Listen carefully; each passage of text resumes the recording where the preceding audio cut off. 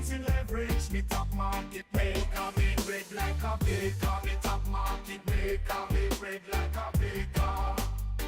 Betty election, make a prediction. Betty election, bet an erection. Bet an erection, make a prediction. Feel a friction, make a prediction. Feel a friction. Betty election, get an erection. Betting erection, getting to bed with she. The stock market, meaning companies, new highs. I'm not fucking leaving. The show goes on. Nuts. They're nuts. They know nothing. An online network called Internet. Well, it's very hip to be on the internet right now. Welcome, my degenerates! The rest of your life starts right now on Market Mania, presented by Kalshi. The no bullshit approach to all markets, including election betting, cryptocurrency, and the largest casino in the world, the U.S. stock market. We're back, baby! Andrew Barber's live and direct with us in our digital studio, and Elon the dog is a good boy. Today, of course, just a week and a change away from the election, top story is the case for Kamala. We have our special guest. Thank you, Andrew Barber, for being on Market Mania. Give us your case for Kamala, staring at the Kalshi election odds, showing a 60-40 weighted coin flip for Trump. I mean, I have the impossibly hard task. I know that I've been thrown into, water with a bunch of sharks. I thought a lot about what I wanted to talk about when you invited me on. And I think the thing that instead of making a case for Kamala, I think that it's cliche and everyone's heard it. Like the same, I've been a participant in these arguments for so many years now that I know exactly the talking points. And so I think the thing that I wanted to talk about, or at least emphasize, is that I don't think Trump is an existential crisis, and that's not the thing that I think that's a losing argument. I think the crisis that I'm concerned about is the epistemic crisis, is that we don't know, we don't know what's true. And I think the pursuit of truth is something that's not in vogue right now. And we largely talk past each other, and there's lots of yelling and shouting and ad hominem attacks and, a lot of hyperbole on how bad Trump is or how bad Kamala is. And I think that crowds out a reasonable discussion of things like policy. And I don't think there's that many nuanced discussions of policy when it comes to politics. It's my team versus your team. And I think that's unfortunate. And I don't think we get anywhere with that. And so I'd like to try to, whenever possible, to try to bring it back to that, to try to bring some civility to the discourse, because it sorely needs that. And it's not sexy. It's not sensational. It's not pro wrestling. It's civil discussion and trying to find points of agreement. And my concern with Trumpism and MAGA is that I don't know if those are priorities. I don't know if they're going to be priorities. I don't know if there doesn't seem to be a lot of falsifiability within MAGA. There's not a lot of I will withdraw support if X happens, or I don't care if false claims were made, and I don't care the number of false claims that are made. And so those are kind of my concerns. I'm not going to tell you that I think the world's going to fall apart if Trump's elected, because I don't believe that. I think that's a losing argument. I actually think that's evidence of someone who's not thinking very hard as well. Let me ask you this. Let me put you on the spot here. So Who do you think is the best political candidate for this particular presidential election? I mean, the glib response is it's not even close, but I think that's not a good response. I think Kamala understands the job better. I think that she's more engaged with policy. I think that Trump has the benefit of running for office at a time where that kind of person can do really well.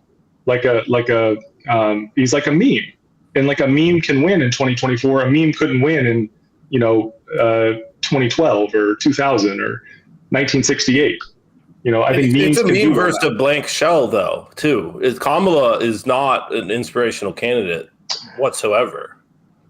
Yeah, and I don't know like how you catch magic in a bottle. You know, I always tend to ask people who are supporting Trump, like, who would you like to see running on the other side? And I don't know if I think I get some like bad faith responses. I think that I think Brett, you might have told me Tulsi at one point, and it's like, well, that's basically. I love first off Tulsi. I caucused for Tulsi in 2020. She got railroaded by a corrupt DNC. She was a brave Democrat. She just joined the Republican Party, right? I mean, so but she stood up to the corruption from the DNC, and then they put this ridiculous smear campaign against her for years. So I don't blame her whatsoever. She was vice chair of the DNC. She was next in line, and then she resigned because of Debbie Wasserman Schultz and all the corruption to endorse Bernie. And so then Hillary and all of her cronies just went after her, and they targeted her with these malicious smears for years that were just completely false. They just made it up. So as you said earlier about like facts matter or whatever, I mean, the Democrats have been pushing multiple huge lies that bother me personally between COVID, Russiagate, January 6th. I don't consider them to be the sort of honest party either. I think you're voting for a liar either way. Yeah, I think that you will find. I think you'll find lies from any politician. I'm happy to concede that like Tulsi was railroaded or whatever. I just find it interesting how someone who was a party member could change sides, and that happened to be the person that you thought would be a good figurehead of the Democratic Party. I think she would have been great. Yeah, anti-war. I mean, she's always been anti-war, which the Democratic Party obviously is more pro-war than Trump. Currently, at least the Cheney, they're celebrating the Cheney endorsement. Andrew Barber, do you believe what Brett just said? Do you believe the Democratic Party is more pro-war than Trump? I don't know if I see a lot of evidence to support that. I think that certainly I don't think there's anything in the last 4 years that would lend support to that. But I don't think it's as I don't think there is. I don't think there's polarized as they once were. Like, it's not like the Hawks and the Doves like it used to be, I don't know, maybe 10, 20 years ago or something like that, where George W. Bush really wanted to use the military. I don't think that's the case anymore. I think that probably these parties are more closely aligned on the level of military activity they want to engage in. So I don't know if there's a lot of daylight between them on this topic. Yeah, that's fair. Glance.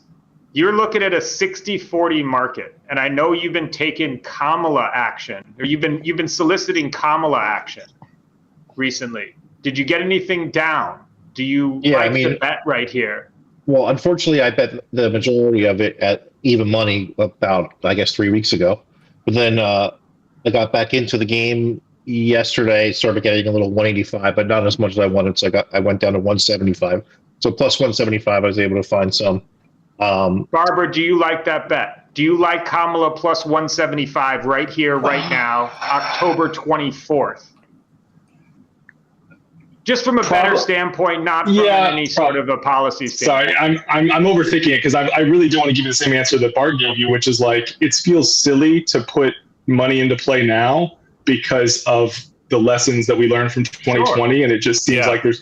But if I had if I could just have a small amount of action on it, you got a free bet. You got a 5K free bet. Yeah. You have a 5K free bet. You have to bet it today. It expires in 10 minutes. 5K free bet. Where does it go? Yeah. I think I like that price. I think I take that, and I think I pass on 150. So before we move on to the next subject, Mike, I just want to bring up one point that our good friend Tom Coro made to me, which I think is a really meaningful point I want to leave us with. Shout out to Tom. Shout out to Tom Coro, great mixed game player, great poker player, so a great mind. He mentioned that he's a good friend. If you think about it, all the smart people we know, it's 50-50 Kamala or Trump. It's pretty much with smart people, it's right down the middle. But every dumb person we know is all for Trump. It's 100% Trump. So I just want to leave us. So I think this market at 60-40 is kind of correct if you think about it. Fuck, I can't argue that point. Every single idiot that I know is definitely pro-Trump. Matt, am I one of those idiots? No. I mean, either you're a smart you guy. Can be either way. Here's the thing: either you're a smart guy or a dumb guy if you're for Trump. But at least if you're for Kamala, we know you're an intelligent person. All right, that is awesome. And Barbara, thank you so much for sharing your thoughts on this. And we will see you back. He's already confirmed, can't go back on it, no take backsies. On November 5th, remember, the 5th of November is going to be an epic Market Mania stream the whole night of the election. And we are going to be live tracking the odds. Barber is going to be one of the little digital heads on there, sharing his wisdom throughout the evening with us. Like he's a veteran of the show, Mike, you want to mention. He is. That's fair. No, that's fair. 4 years ago. I can't believe it's been 4 years. Yeah. I can't believe it's been 4 years. We had an epic stream 4 years ago. You can still see that on the Market Mania YouTube. We have a full archive of it. It was a crazy night. And Barber was there. Barber shared that evening with us. It was really fun, and we're going to do it again. We're running it back, baby. And this is a great story. This is a wonderful story. And Andrew, thanks for sitting through some of the deep crypto stuff with us. Andrew Greenberg, who is an amazing journalist, one of the very few journalists that actually still does journalism and isn't bought really by anybody. He has always been deep in the nerd sector, and then since crypto hit, he's been deep in crypto. And he was deep in Anonymous, reporting like what I think is very fairly on all that back in the day. And so he just got to sit down with Zach XPT. And I doubt that Zach would sit down with many journalists. And this guy, for those of you that don't know, give him a Google, give him a follow on Twitter. He just uncovers almost every major crypto heist of the last couple of years. Anything that has hit for big money, Zach tracks your ass down, which is brilliant. And it's a really, really well-needed part of the space because some of that stuff has gone rampant. North Korea, the Lazarus Group has been scooping up crypto and even getting agents into projects as workers. And so Greenberg sat down with them. And the thing that I want to play, and this is just amazing. And Brett, I know that you followed this one when it happened. Yeah. There was a big heist of $240 million in Bitcoin. That's $250 million. It came from one user. Some mega baller had a 240 ball on, I think it was Genesis or something. And somehow, some way, Zach has the screen recording of the moment that they stole 4,000 Bitcoins, over 240 million worth. And this is just amazing. And I mean, I don't know. Yeah, play that shit, Tony. This is absolutely insane. This is them just getting, I don't know if we have audio of it. It's worth reading the article, and you can see it in there, too. Yes. It's probably hard to see it on here. Fuck, nigga. Oh my god! Oh my god! Bro, I'm gonna spaz out! Yo! We're done! I'm spazzing out! You know, these are the guys stealing it, or these? Yeah, they stole 240 million from a $250 random guy. Spent 3 ways, or is it 4 ways? They fished him. That's pretty funny.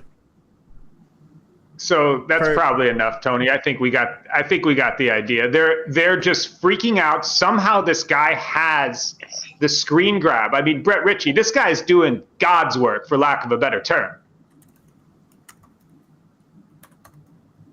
Yeah, it's a necessary thing, and I would point this out to Elizabeth Warren in her band of goons that blockchain technology actually makes it so a lot of this is more traceable than in the sort of regular world, where there's also a ton of crime and money laundering as well, using traditional financial rails such as cash and like gemstones and all these banks. That TD Bank, they just get a $3 billion fine. Andrew Barber. We're back to Elizabeth Warren from the Zach XBT story. That's the type of segues you can come to Market Mania and expect day in and day out. Do you cringe like I do when Elizabeth Warren tweets, "Oh, it's corporate gouging. That's why these prices are so high, and then you poors can't afford." I mean, I can recognize when people I like say dumb stuff, and that was something that was super dumb. I mean, I'm a free market guy. I think the allegations of price gouging 99 out of 100 times are going to be bullshit. I think people have brainworms when it comes to markets and money and economics. And yeah, I mean, I've been arguing against rent control for like 10 years now. I've probably made this much difference. and there was this setting recently with the hurricane and increasing the price of gas. I've laid out a dozen different arguments. They almost all fall flat. So yeah, it's frustrating. But yeah, Warren, big L on that one. For me personally, Warren is a smart person. And by the way, the Republicans are no better. I'm no Republican. I don't care. I'm not going to vote. And they're both parties seem rotten to the core. But when a politician like Elizabeth Warren, who is smart, she's not like Bernie and who spews some economic bullshit. Bernie's a man of the people, and I respect him for that, even though I disagree with him completely on economic policies. But when Warren gets up there and says, hey, the prices are up because of big corporations and they're just greedy, when she knows damn well that the government printed money and caused inflation, I can't take it. That one sets me off. I got to fire out my tweets. And I mean, I don't know. That's enough. She's damaged herself more than any politician I've ever seen since Occupy Wall Street days, where she was this brave champion taking on the banks, on behalf of the little guy, to doing a complete 180 to selling out and being this massive, just craven shill for the banks. I can't stand her. Do you support a party, Andrew? Just because do you actually support them, or is it just like, are you like when you have to vote, are you just like, I gotta, fine. That's the only choice. It's one of two bad choices. This is the least bad. I wish that we had a healthier political system where the Republican Party looked more like the Libertarian Republican Party of like the 60s and 70s. Yeah. Like I always called myself a Barry Goldwater Republican when I was in college because I wrote for like a conservative newspaper that Ann Coulter started. And I miss that because it was the intellectual party. Like for the longest time, the Republican Party was the party of smart people for decades. And it's just unfortunate that that's less so the case. I mean, it's not at all the case, but I want to be, as polite as possible. But no, it's a bummer. It's a bummer that there's not interesting ideological battles on these topics. But to respond to your question about the Democrats, I've been saying this for. Yeah, I've been saying for a long time that the people that run multi-billion and now trillion-dollar corporations, they're smart people in their 40s, 50s, 60s. And then you look at politicians that run the whole country and you see vampires in their 70s and 80s. Yeah, I think that there's multiple reasons for that. It should not be a surprise when the people who have the highest voter turnouts are the old people. And Biden was universally loved in his when he ran through the primary, and I think it's because he's comforting to older people. I think it's really hard to break through as a young person. I know that Matt's gonna love this, but I think Pete Buttigieg, I think that if he had 20 years on him, he might have a better shot. For sure. Totally agree. All right, Tony's pushing us to move along there, Mike, so we got to go. Yeah, well, Tony, I run the show, goddammit. So, okay, so speaking of idiocy, Brett has one of the best topics that this is near and dear to my heart now. So the emoji mania. We have, Brett, take us through this. We have the the emojis got slightly hot a couple weeks ago, and then they really cooled off with this AI meta. I see the future here. It's a lot of scams. The tooling isn't great. Discovery is not great, but I see the world where people are going to want to trade these emojis, right? All these AI, it's too complex. There's a lot of scams there too, and rug pulls. People are going to hopefully flee to the confines of their local, safe, friendly emoji that they like near and dear to them. I got the sun emoji up top. I got the Lolana, the laughing emoji up top. I got the autism emoji. I got the bug emoji. I got Black Santa. I got that Sonic the Hedgehog one. I am pregnant man. I'm waiting for a dip there to get back in. I think it's great, honestly. I'm personally spending just a lot of time and interest in this space. The market caps are all extremely cheap. The combined market cap of all of this is 11 million. The top coins are barely in the seven figures. There's a lot. There's teams, again, it's mostly scams, but there's some legit teams here. And I think that if you're in the Solana streets, a world where emojis get picked as a meta has tremendous upside for the price. So that's before Barber and Glance have a fucking aneurysm about this, if you scroll to the top of that, Tony, there are S-tier emojis on the Solana shitter markets. They're not all emojis are created the same. Some don't even have a team. The beetle emoji is great. The beetle emoji people, they're doing great work. Dog, the highest market cap out of all these, essentially a bellwether of the Solana shitter emoji streets. It's not, the dog is not like, for instance, Rocket, who the team just disappeared. These emojis, I don't want you guys to look at this as like, okay, all emojis are the same. Just Brick so you and guys Nut down in the B tier. I'm in on them. I mean, Brick has, there's a lot. I mean, you guys will see in my pick of the day, there's a lot of upside potential. Mushroom doubled overnight. Tesla's up 20%. People are victory lapping. Well, Mushroom's up 50%. You don't see me touting that, even though I did buy it at, Andrew Barber, I'm going to hit you with this question because Glance said it was like 400 million. What does your personal net worth have to be before you're going to buy $5,000 of a Solana emoji coin? Oh, I mean, I think the investment thesis on Pregnant Man has sold me. I think I'm going to be in that later today. Second oldest emoji ticker ever behind the sun. Lolana's Mike, third. and I think the most important thing we can take away from this one is Brent mentioned, and it's important to mention that there are a few of these coins that are only 7-figure market caps right now. So you might want to get in whether all right. Off of the emojis, a smooth transition from this insanity to this is a real company that Glance called. Glance, take us through your excellent call from the other day. So this is the pick of the day last week, or maybe it was 2 weeks ago. I'm not really sure. Viking Therapeutics, it skyrocketed today after dealing a blow to Eli Lilly's obesity drugs. They're coming out with a pill. So like when you take Ozempic and all those drugs, you have to take a needle. Nobody wants to take a shot if they don't have to. So Viking's coming up with a pill that mimics GLP-1s and GIP hormones to improve the feelings of being full and how fast the stomach empties itself. So it's basically the same thing, or they're going for the same thing. And they came out with results, their earnings last night, which the earnings really don't matter at this point. It's a young company, but they came out and they showed that in their testing, you can take 100 milligrams of this drug and there's no kind of side effects. The tolerability is really high for this, even higher than Ozempic, I think. So this stock is skyrocketing today. It's up 21% right now, 73.5. I think we got in around 60. And, this one is a big candidate for a takeover by Eli Lilly or Novo, one of these big Andrew Barber, nobody today wants to do exercise and eat right. What do you think? People want to take the pill form of Ozempic?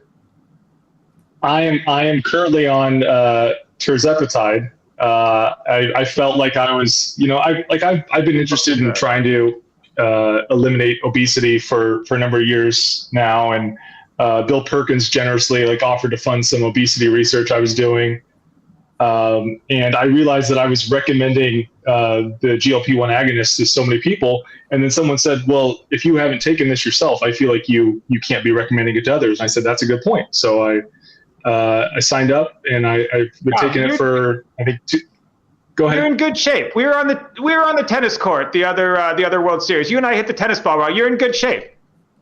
I'm not in my kind of good shape. Or Andrew, the generic version or brand version? The compounded. Yeah, that loophole which is slowly disappearing, and it's getting harder and harder. But right.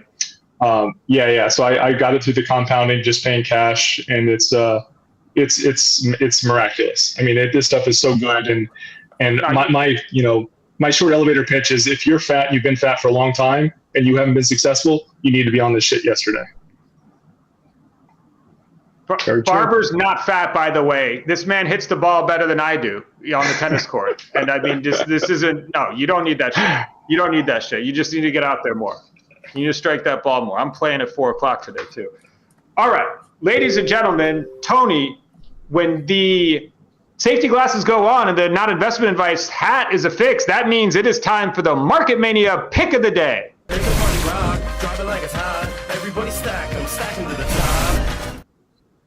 Matt Glantz, hit us with your pick of the day. My pick of the day is Carvana. Most of you know those Those big machines you see on the side of the road where they put cars in the circle thing. I don't know what it's called.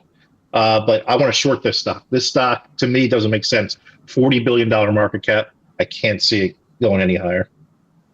Saddled with debt, as Tony Hsieh would say, RIP, they deliver wow. Those vending machines are pretty fucking cool when you drive by them. Brett Ritchie, what is your pick of the day?